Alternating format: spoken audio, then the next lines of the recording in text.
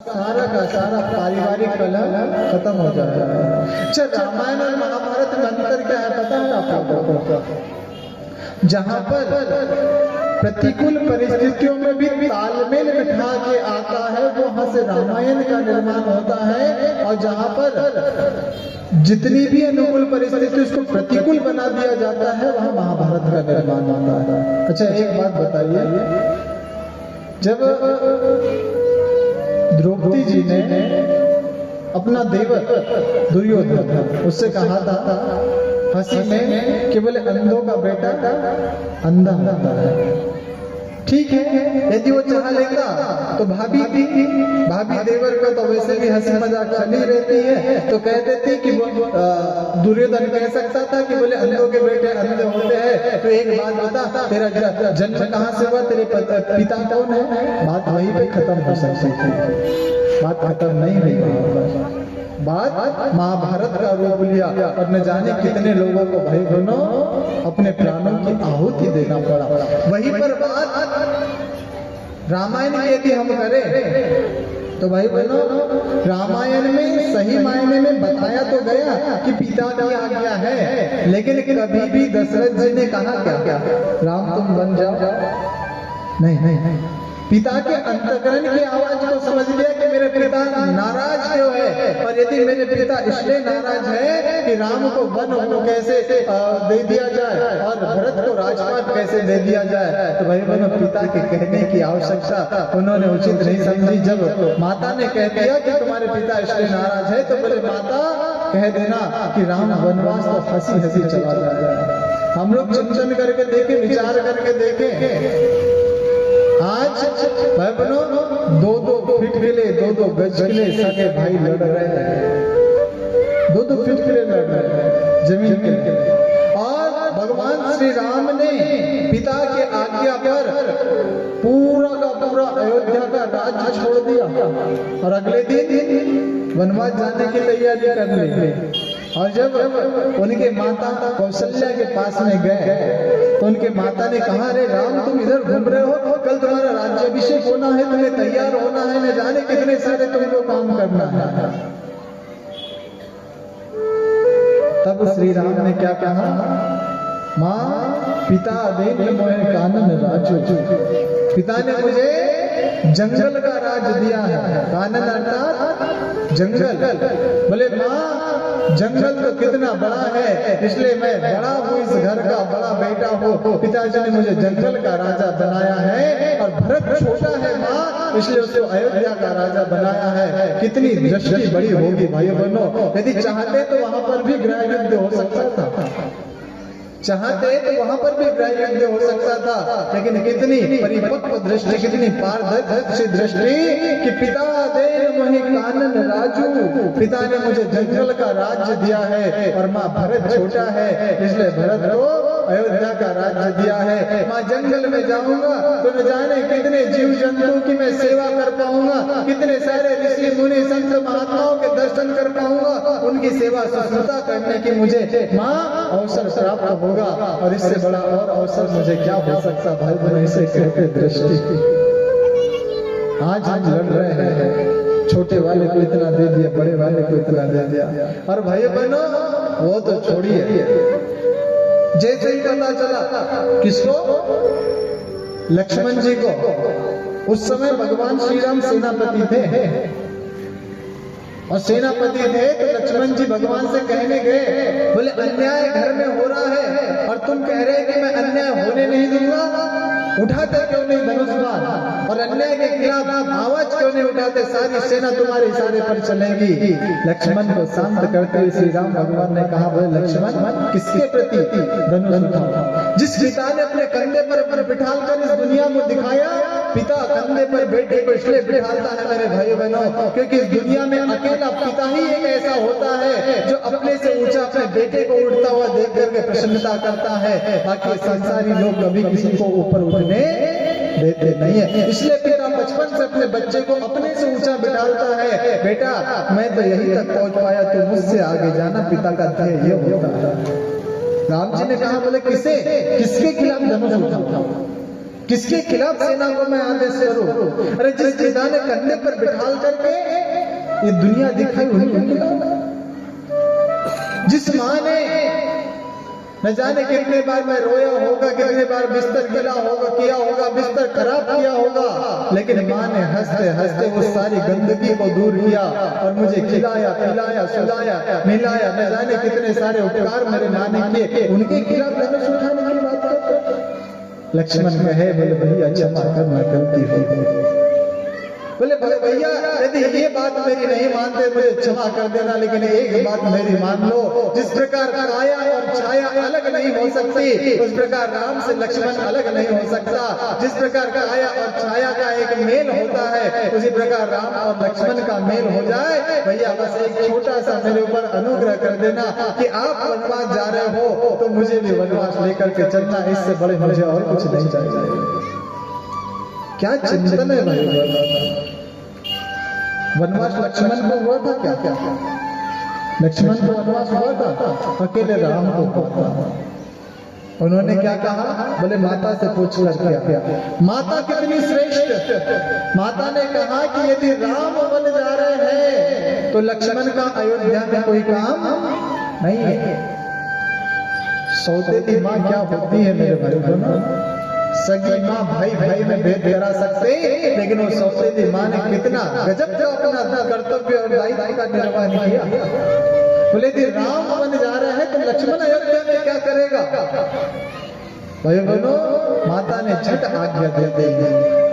और माता सीता का क्या कहना, उनके बारे में कहा जाता है कि माता सीता जब फूलों पर चलती थी तो फूल भी उन्हें गढ़ते थे। इतने भाइयों नाजुक, इतने कोमल चरण माता सीता के थे, लेकिन इतना कठोर प्रतिज्ञा ले ली, यदि मेरे पति बन जा रहे हैं तो मैं स्वयं बन जाऊंगी, क्योंकि मैं उनकी अर्धांगिनी हूँ। और ऐसा हो नहीं सकता कि आधा अंग अयोध्या में रहे और आधा अंग वनवास में जाए। यदि पति बन जाएंगे तो सीता बन जाएगी, और यदि पति यहाँ रहेंगे तो यहाँ रहेगी। क्या पति पत्नी का गजब का तालमेल था। तब जाके परिवार निर्माण होता है। परिवार सहज नहीं मेरे भाइयों बहनों। हम लोग संत सन्यासी बनने के लिए, महात्मा बाबा जी बनने के लिए दौड़ते हैं। परम पूज्य गुरुदेव ने कहा कि बेटा गृहस्थ एक तपोवन है जिसमें संयम, सेवा और सहिष्णुता की साधना करना पड़ता है, और गृहस्थ से बढ़कर के कोई साधक नहीं हो सकता है। क्योंकि गृहस्थ में भाई बहनों आपको संयम का भरपूर पालन करना है और सेवा करना है, अपने से बड़ों की सेवा करना, अपने से छोटों की सेवा करना है, और जीवन में सहिष्णुता का समावेश करना है। और भाई बहनों ये गुण जिसमें होता है वो गृहस्थ साधक कहलाता है, और उससे बढ़कर के कोई साधक नहीं होता है। इसलिए परम पूज्य गुरुदेव ने गृहस्थ एक तपोवन है जिसमें संयम, सेवा और सहिष्णुता की साधना करना पड़ता है, इसका विशेष उपदेश दिया। भाई बहनों इसलिए कहा जाता है कि जिस प्रकार से संत महात्मा ऋषिगण कथाओं का एक हमें उपदेश मिलता है, उसका यदि हम अनुकरण करें तो निश्चित रूप से भाई हमारा जीवन महान बन जाएगा। इसलिए आज की कथा को हम लोग यही विराम देते हैं, और कल से कथा ठीक समय पे प्रारंभ होगी।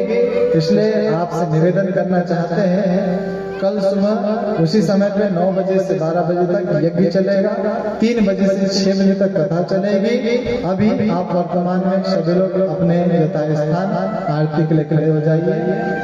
अच्छा बैठे रहे। आइए एक सुंदर से भजन की तरफ हम लोग चलते हैं।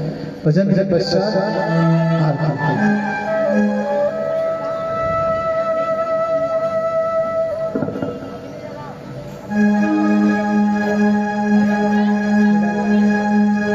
बोली शंकर भगवान की जय।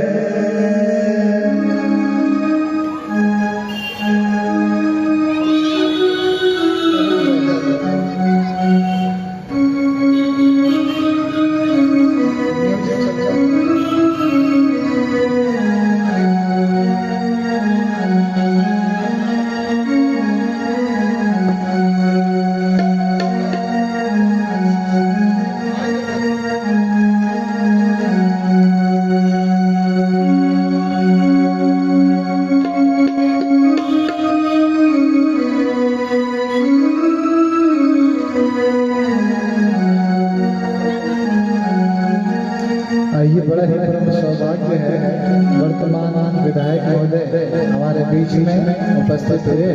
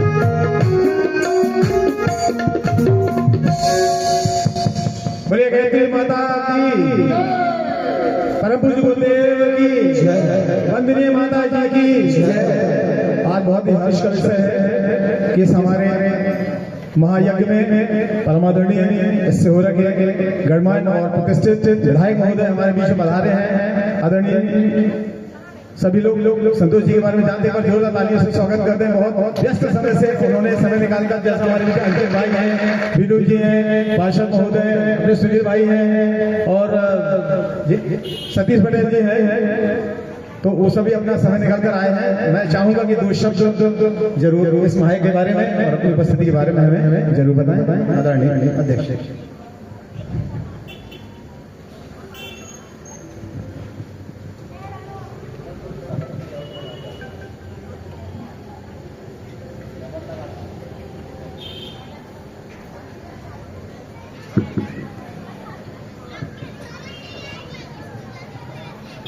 बोलिए गुरुदेव भगवान की सर्वप्रथम गुरुवर जी के चरणों में मैं अपना प्रणाम करता हूँ। आज बहुत ही हर्ष और सौभाग्य का यह विषय है।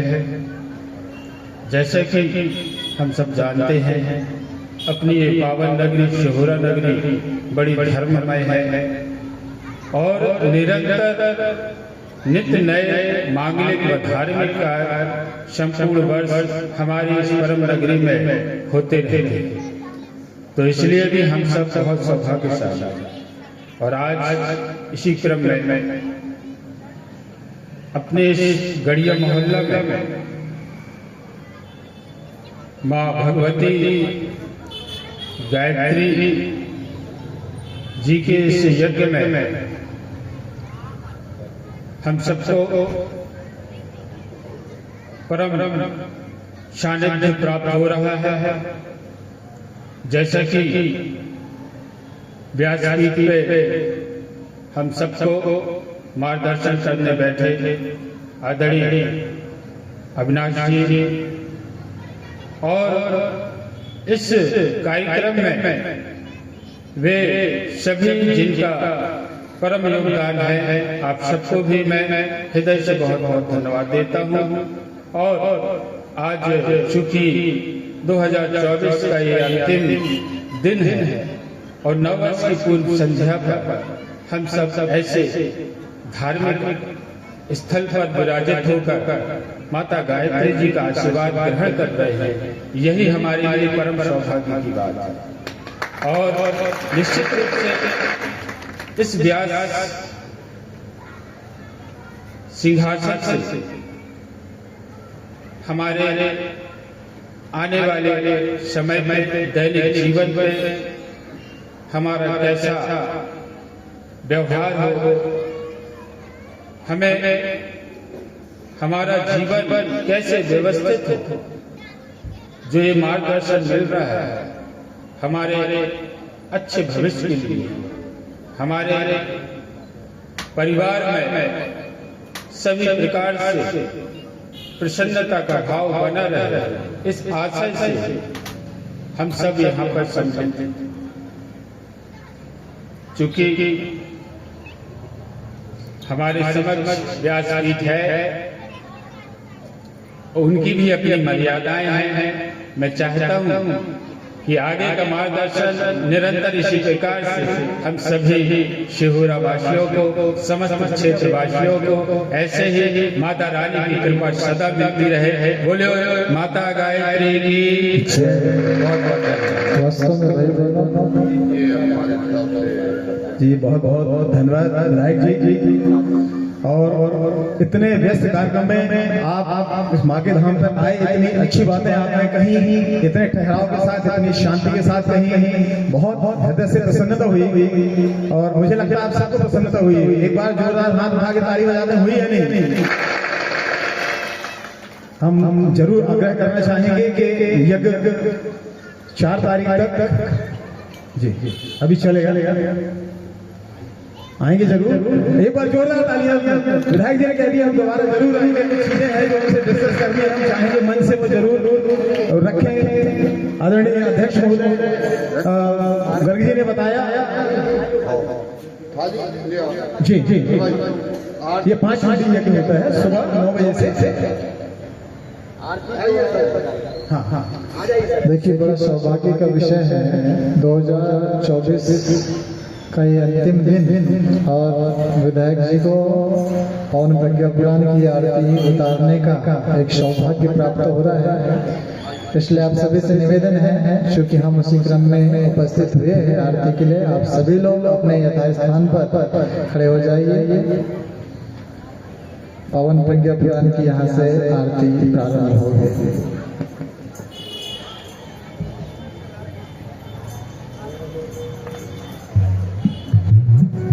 बोलिए पवन प्रज्ञा पुराण की जय, वेद माता गायत्री की जय,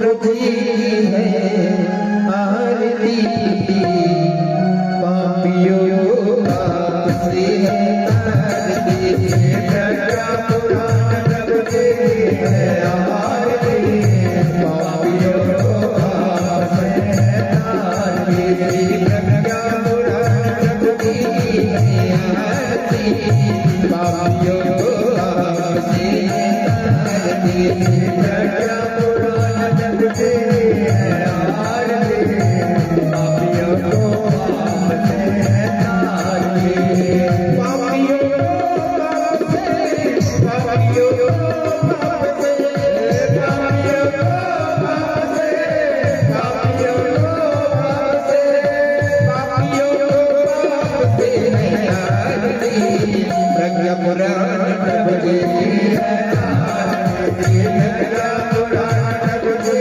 है आरती, पापियों को आपसे है आरती।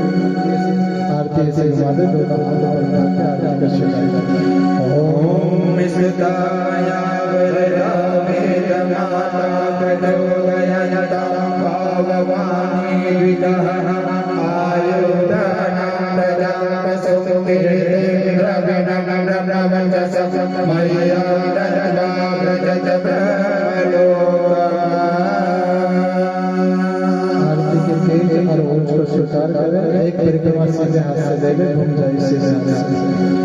ओम यानि कानि च पापानि ज्ञाता ज्ञातानि च तानि सर्वाणि नश्यन्ति प्रदक्षिणां पदे पदे।